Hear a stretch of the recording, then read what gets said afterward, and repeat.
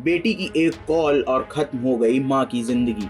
Mummy क्या आपको मेरी याद नहीं आती, मिलने आ जाओ ना। मासूम बच्ची के ये शब्द किसी इंसान का दिल पिघलाने के लिए काफी हैं।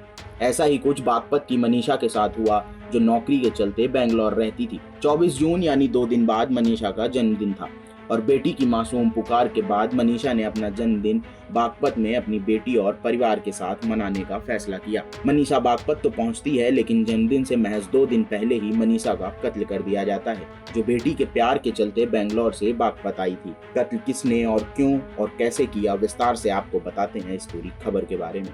दरअसल एक शख्स ने पति को इतना अंधा बना दिया कि उसने अपनी पत्नी की हत्या के लिए पूरी कहानी लिख डाली।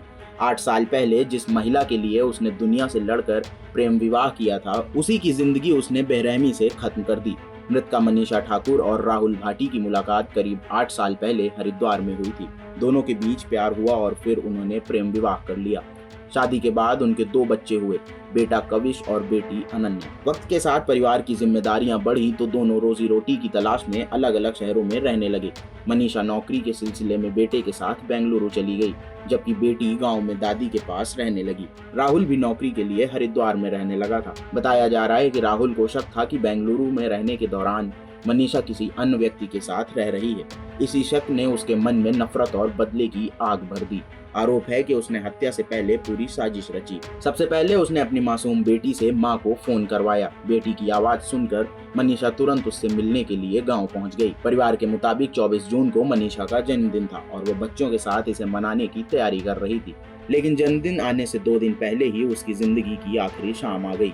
आरोप है कि राहुल ने पहले से साइकिल के चैन सेट को कटवाकर फरसे जैसा हथियार तैयार करवाया था।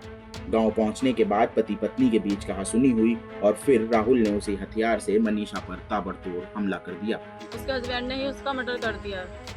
भान्यवादी से उसको बुलाया, काफ़ी दिनों से उसने प्लानिंग कर की थी और लड़की के ही थ्रू उसको बुलाया। लड़की बोलती है, मम्मा मैं तुम्हारी कुछ नहीं लगती हूँ क्या, मेरी याद नहीं आती तुम्हें। उसने ही उस प्लानिंग से उसको बुलाया और बुला के जब घर में कोई था क्या नहीं था वो हमें चीज़ों को नहीं पता, पीछे से उसको वार करा और उसको खत्म कर दिया उसने।